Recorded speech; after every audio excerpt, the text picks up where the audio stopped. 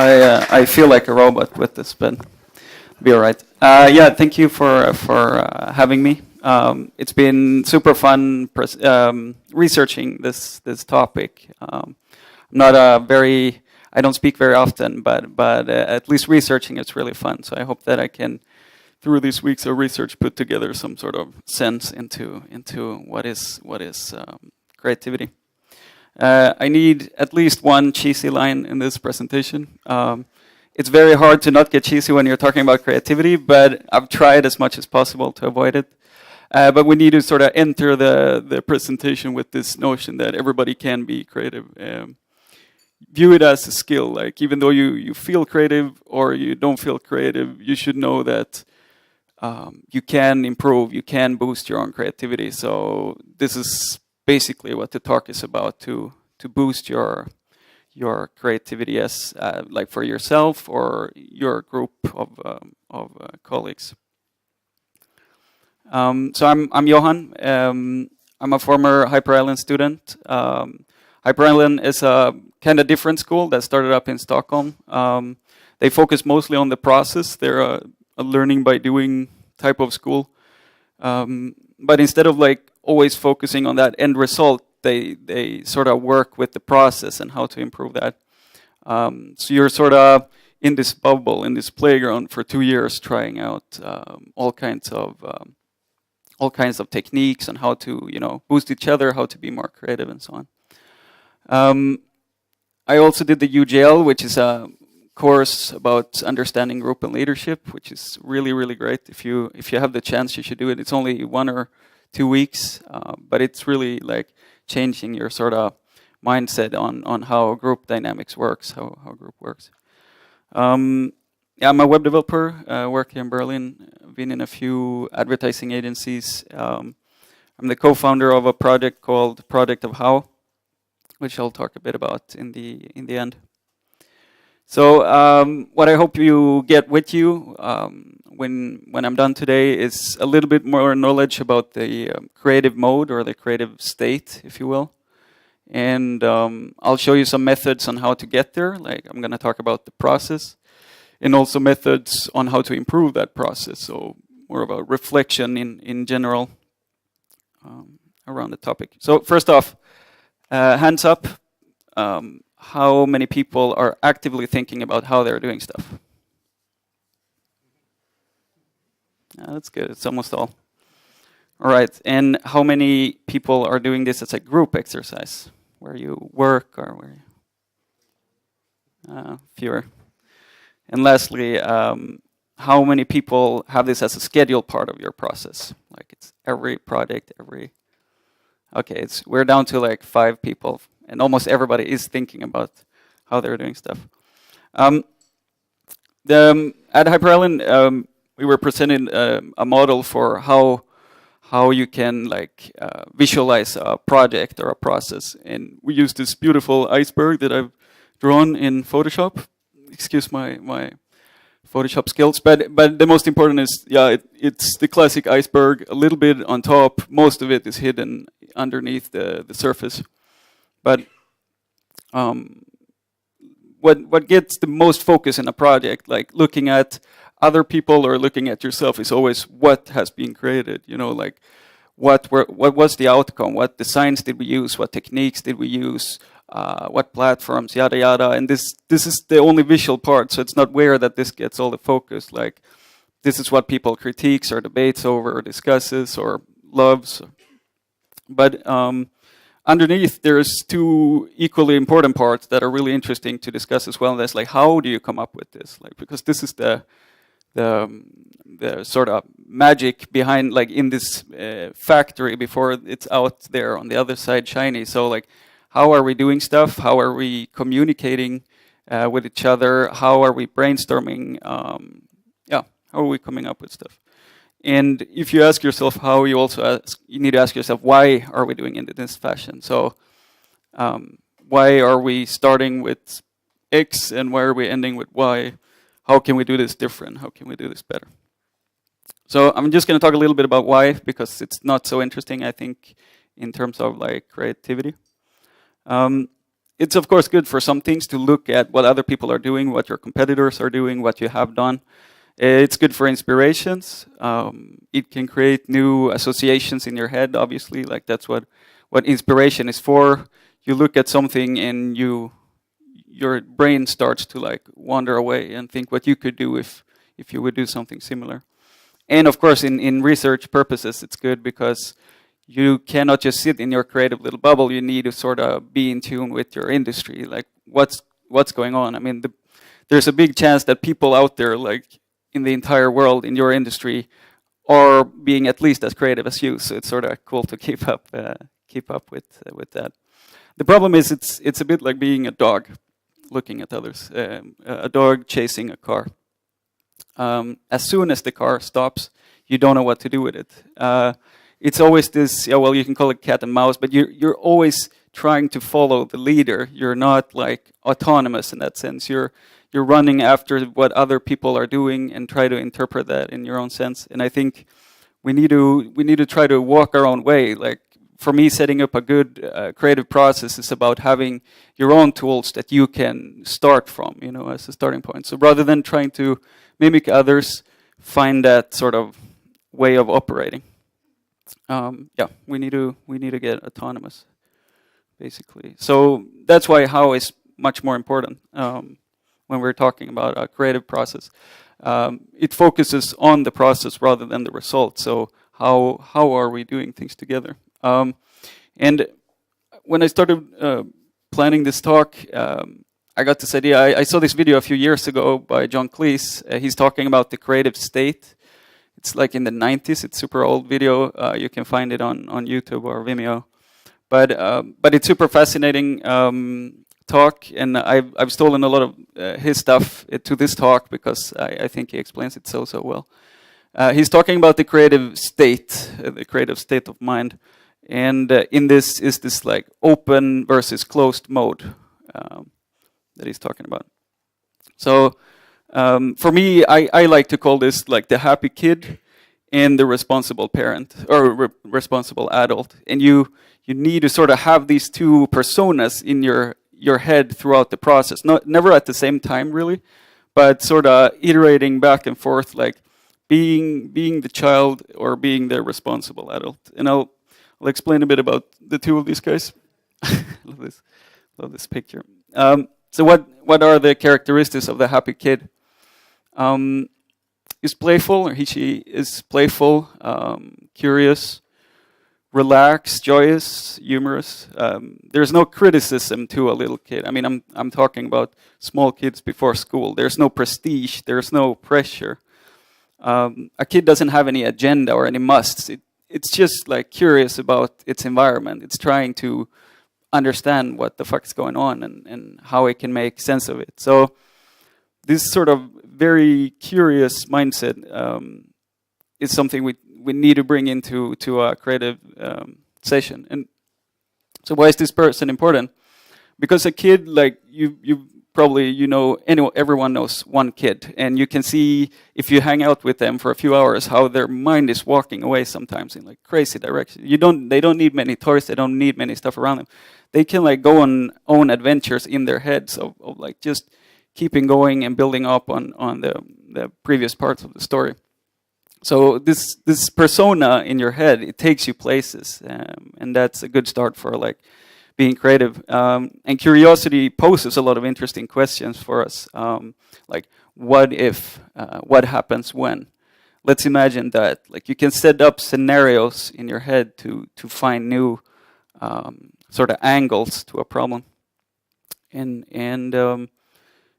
it should be completely without criticism, because you can shoot down any good idea, basically, with criticism. If someone above you says, no, that's a stupid idea, anything you would have, like any service, any product you use today that you love can be shut down in an early meeting when an idea is not so defined, and that's very dangerous.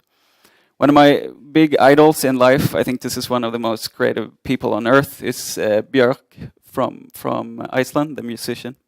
She's amazing in interviews. I don't know if you've seen any TV interviews with her, but her mind, like she has somehow kept this inner kid in like up to adulthood. She's super playful in interviews. She's like answering very spontaneously. She has this flow. She's not thinking so much on what the consequences. I don't know if she even has a manager, but she's not like trying to make sense in these interviews. It's just coming from her heart, and it's really, really cool to see. She says in an interview about her songwriting, I would never let the analytical side of me in there because it can be very destructive. For me, this notion of like being a kid is kind of hard when you're a grown-up. Like I realized over the course of like researching this that I've sort of lost that touch in many cases. The state of mind that I can think of that probably everybody can relate to is like this feeling when you've had one beer with a good friend and you don't have any plans whatsoever. Like one beer, not drunk, just starting to get there, sort of. And this is like a super curious state. I have a picture here, a picture I can think of. This is me and my friend in Moscow airport, and we have 5 hours to kill before the next flight. And we're like joking with words, we're playing with concepts, large and small. We're teasing each other. It's just like a sort of playful, curious state. And yeah, obviously, I don't recommend to drink at work. It's probably not a good idea that I say that. But there are studies that shows that drinking makes you more creative. So it is something there. I think this feeling of letting go a bit about the logical sound self is important. And as I said, like one beer, not more beers, because it's downhill from there. You get stupid. Yeah. So this person is great and all, but not much would be produced. Like it's great to come up with, you know, a new great song or a concept for a startup or a new design or whatever, but it has to be produced, obviously. Otherwise, the world wouldn't see it. So therefore, we need this responsible adult in our brain as well. And what are the characteristics? It's basically us at work. It's your default state. Like you're so trained into being this person, so it's gonna feel supernatural to be this guy. But because this is what school have taught us, this is what work tells you. So your default state at work, you're purposeful, you're active, maybe slightly anxious, not very humorous. You need to focus. You need to progress. Not very creative, specifically. But it's basically the person that gets shit done. Bjork again, later in this interview, she talks about the process when she has created her stuff, and now she's walking into producing it. And so this is about the studio process when they're laying stuff out. And then she's saying the studio process is different. It's very disciplined and it's very focused. She is sort of a different person in there. So there's some things that we need both of these people in our head. We need open mode when we're looking for a solution, to sort of let our minds float away. And then once we like get to a solution, we should close and go back to like the responsible adult and get things done. And you can keep alternating between these two states throughout the process.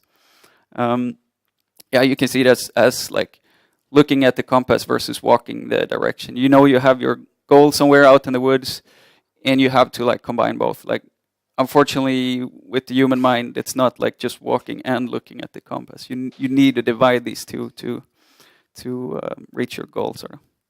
So I'm going to talk about a few methods on how to get there or how to boost this idea. These works, I would say, best for groups. I don't know why I added individuals. I think let's leave it at groups. So some preparation. Isolate yourselves like from the rest of the world. Build your little think tank. Get a room where no one else is bothering you. Create this oasis of space and time. So define a clear start and end time.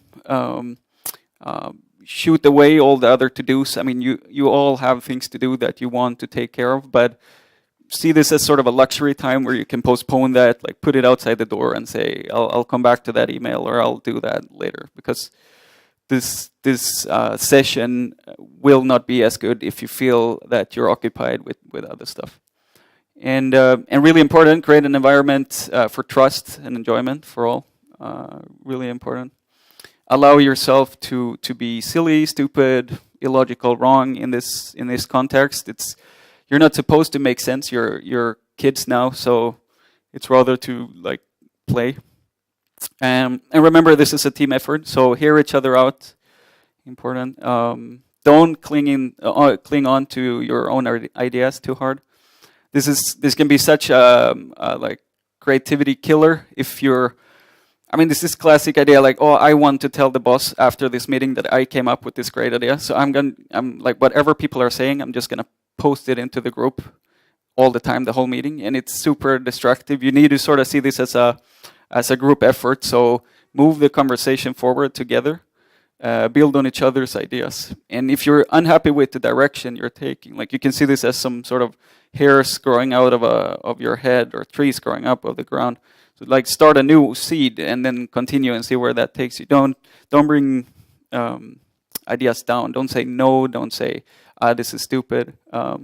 You can discuss that after in the close mode on what's reasonable or not.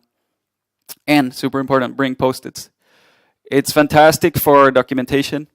It gives you all great overview, not just the person that is taking notes. You can like distribute them in the room.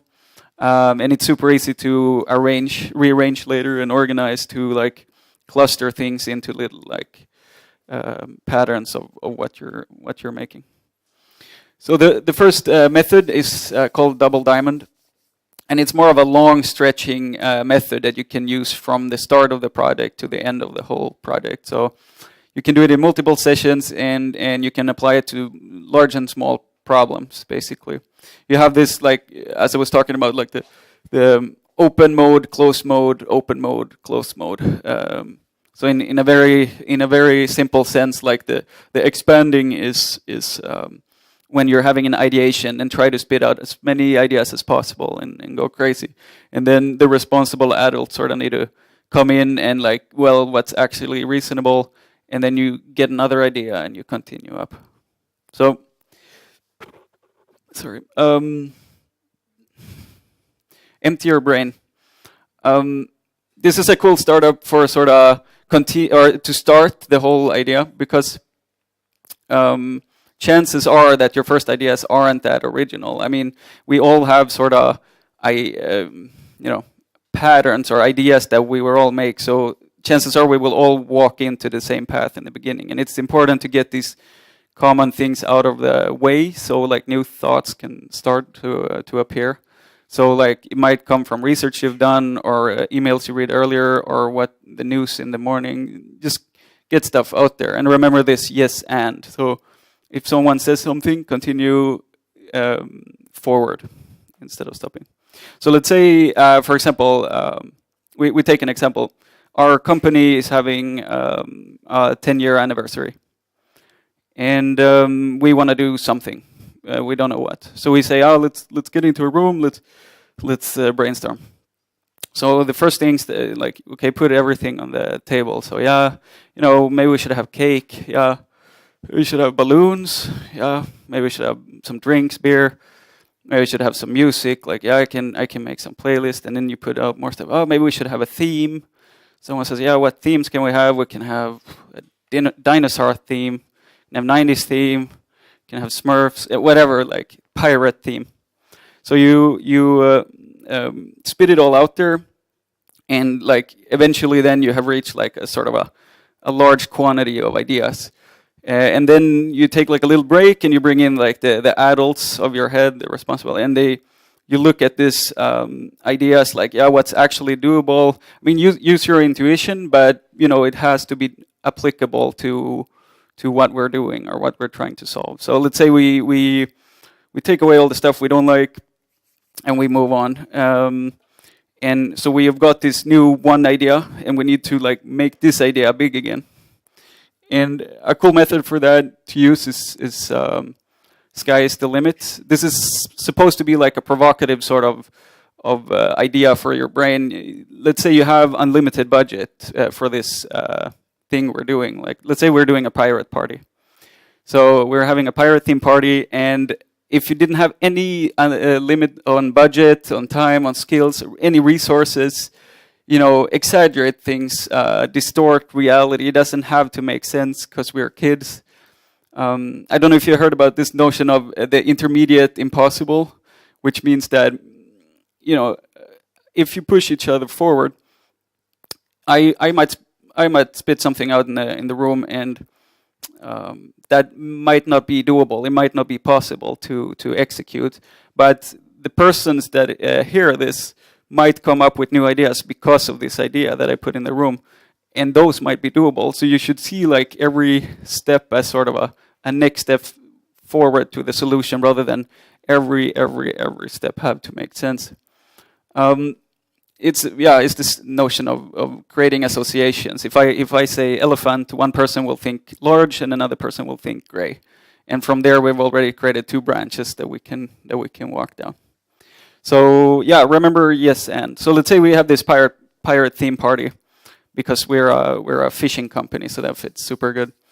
And then we wanna like go really crazy. So okay, what would be the absolute best pirate theme party we've ever seen in the history of mankind? So yeah, well, one would be like, yeah, obviously it's gonna be on a pirate ship, yeah, and in Caribbean, someone puts in. It's like, yeah, it's gonna be like showers of Cuban rum. There's gonna be Mike Bolton singing in the mast, singing pirate songs. There's gonna be like Cuban barbecue. There's gonna be swimming with dolphins. People just put stuff in to go crazy. What would your absolute perfect pirate party be? And yeah, we're gonna dive for gold treasures and whatnot. So it's not supposed to make sense at this point. It's rather like leaving over for the adults later. So take a few of these trips and see like where can we get, because we're all, grown-ups, we're all logical people. We compromise every single day. We're super good at this. So obviously there's something we can take from this. Now this pirate theme party it's a stupid idea, but you can apply it probably to something more useful. But let's say, okay, we have this, we cannot be in the Caribbean. We cannot send the whole crew for 2 months to Caribbean. We cannot sail to Caribbean. But maybe there's like a cool old ship in the harbor we can rent for an evening. Instead of Mike Bolton singing in the tower, we can like rent a local singer-songwriter that we can dress as a pirate. We can have like pirate clothes instead of like some dolphins. I don't know what. We will figure it out. We can like have some Cuban buffet instead of these grills. So there is, of course, a sane solution. Like when you step in, with your logical mind again, you will oftentimes have walked at least somewhere else than if you went on this train. Nope, we cannot do that. No, but it is too low. No, this is not doable. So it's sort of meant to be provoking. And this is a concept called lateral thinking, or you're putting your brain into something called lateral thinking, which is coined by a super smart guy called Edward de Bono. It's a very big topic, but if you're interested, read one of his books or see some clips on YouTube. He's fantastic. He's like the leading sort of role in research on creativity. But he says this about brains are, for good and bad, pattern makers. And so it's very easy because we have the same culture, we were schooled sort of similarly, we have the same type of jobs. It's very easy, and we consume the same sort of media, so it's very easy to make the same predictions as anyone else. It's very easy to attack a problem the same way everybody else does. And by this lateral thinking, or by like provoking each other's mind, sort of, you can approach this problem that you have in another angle. And so these methods are there for that. Like they're supposed to take you somewhere else where you are not normally as an adult functioning in your office. So coming up with a unique idea is obviously not the same as it's good. Here's a stupid. Love this. A creative solution must, of course, solve a problem better than before, smarter, cheaper, faster, anything. But So therefore, do your research, like extremely important. Learn as much as you possibly can about the field that you're operating in or that you're gonna solve this solution in. You always think that you have a sort of okay mindset, but I find like as soon as I start reading about something, new interesting ideas come up, and like little small subsections of a Wikipedia can be like, but why is that, or how is that? And this can also lead into new understandings about it. So really try to, for real, understand the problem. Take your time to like research. You might end up with sliced bread or something better. But what I was going to say, this is, since it's a team effort, like make sure that everybody is on sort of the same track. Make sure that everybody does a bit of research, because otherwise you won't have as much fun in the think tank or in the kids playroom. So a case study that I really like in terms of like creative process is the discovery of graphene. Do you know what graphene is? It's the world's like thinnest material. It's like 1 layer thick carbon atoms. I'm telling this story to a lot of people. I love this story. But these guys got the Nobel Prize in physics from discovering this super thin material, which is the strongest known to man. It has like, it's gonna revolutionize probably the computers, or how we build computers in the future. It has tons of different applications. But these guys, they're from Russia. I don't remember their names. They work at Manchester University, and they had this thing since forever called Freaky Friday, where they worked 4 days a week. Fridays were off just for play, like do whatever we want to do. And earlier in their careers, they made a frog float in air in some magnet field, and they got the anti-Nobel Prize. And they've done all kinds of silly shit for no use, just for fun, just for curiosity. And this nanotechnology was coming up, like this extremely thin carbon like strings, basically. The problem with carbon or nanotechnology is that they were like enveloped. They were like what do you call it? A tube, yeah. And they wanted to see, is it possible to like to fold up this sort of tube and make it flat? And they were obviously really smart guys, but they didn't know so much about carbon. That was not like their thing. So on this Freaky Friday, they started like, okay, what can we do? You know, try to bit different experiments. Nothing really made sense. A colleague knocks on the door, comes in. He says, what are you doing? He's like, we're trying to make world's thinnest carbon layer. It's like, have you tried Scotch tape? And they're like, no. It's like, I'll try that.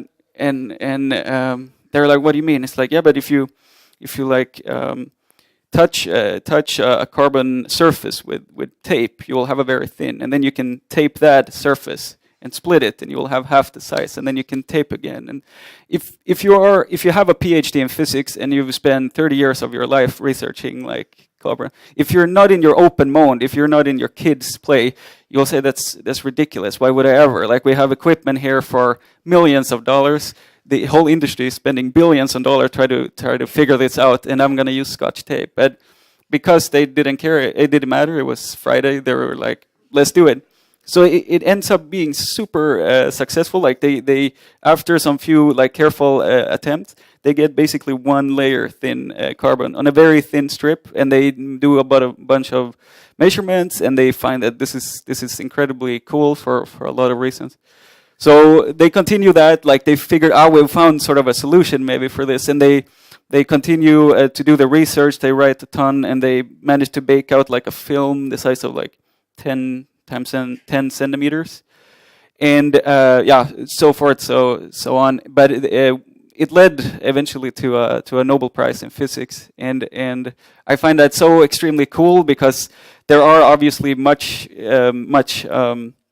more knowledgeable people about carbon, but they were just curious about it. So it's the perfect storm sort of creativity. It's the curiosity, the playfulness, the endurance, of course, of making all the millions of tests they did after, and the months or the years and the paperwork, but they got there. And then, of course, a rich set of knowledge. They weren't starting from scratch. Yeah.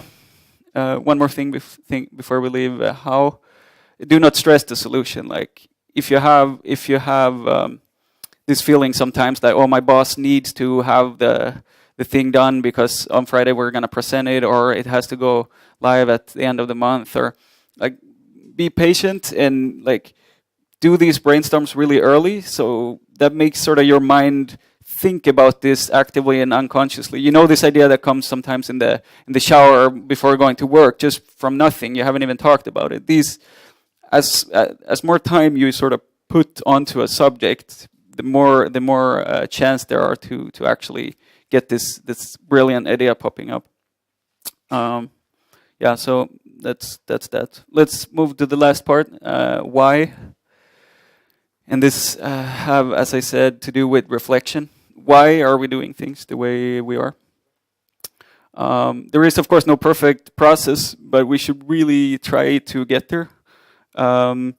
It's a lot easier said than done. I think it's like all these ideas that I've said today, you can implement them tomorrow if you want, but I've found very often that it's a big working culture that works sort of against it. The problem I find is that most companies don't actively reflect on how they're doing things at all. And I think the reason for that, number one reason is no one questions existing work culture. I don't know if you recognize this feeling. What I have is either I was too new, too afraid coming into a company, and I'm thinking, oh, I shouldn't question things. I don't even know how things are supposed to be. You can tell that something is wrong, but you're not really saying that to anyone else than maybe at the lunch break with your best buddy. Or you're too seasoned, you've been there forever, you're sort of institutionalized. It's like, it's the way it's always been, and why change it? It works, like we're obviously having jobs. So yeah, super difficult. I find I have in the few places I've been to change a behavior for everyone, or like create a new mode of operating. Because everybody needs to be on board. You cannot just tell your friend. You need to sort of come from management and down, like, okay, let's try something new. But there is a good start, and this I've stolen from Scrum, like this agile software development. They have these 2-week sprints that they run, and then they plan for the next one and they evaluate. So in the end, they do an evaluation with start, stop, continue. So basically, you take your whole team at the end of the sprint, like let's say 2 weeks, maybe that's optimal. And you hang up 3 large papers, like, and you write on top like start, stop, continue. And then you give people 5-10 minutes to write down on Postits, what should we start with for the next phase, what should we stop with for the next phase, and what should we continue with. And you hang them up, and you can sort of easily get an overview, like what are people actually thinking, which problems are huge, which problems are small, what haven't we thought about. It's a very nice way of venting and sort of checking the status, because I know that management or high up in larger companies, they definitely think about it, but they're not in the sort of day-to-day operation. So there's so much cool knowledge coming out from having the people in the group actually doing the tasks, spitting this out. And it's sort of a friendly way, not saying you should, stop existing. It's like supposed to be work-related, behavior-related. And this is a pitch for your boss.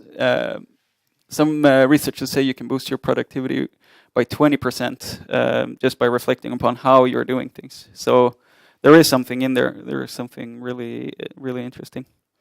And one last thing. Please allow yourselves to be stupid, silly. Everything's standing here on the board. It's really a creativity killer if you're always supposed to be smart and right and truthful and whatever. Like, try to create an atmosphere among each other where you can be silly for the sake of being silly, because I'm pretty sure that's gonna take you to cooler places. Ken Robinson, this TED Talk guy, I think he's most known for his TED Talks. He's a professor. He studies like learning and creativity, and he says this, like, if you're not prepared to be wrong, you will never come up with anything original. And this also sort of ending with a cheesy line, because I'm almost done now. If you're more interested in methods on how to work together as a group, check out projectofhow.com. This is the project I was part of co-founding. And we put, it's like a Wikipedia, but for creative methods. So if you know any of them, we would be super happy if you would write us, and we can put them online, or just read for learning some new. That's it. Thanks.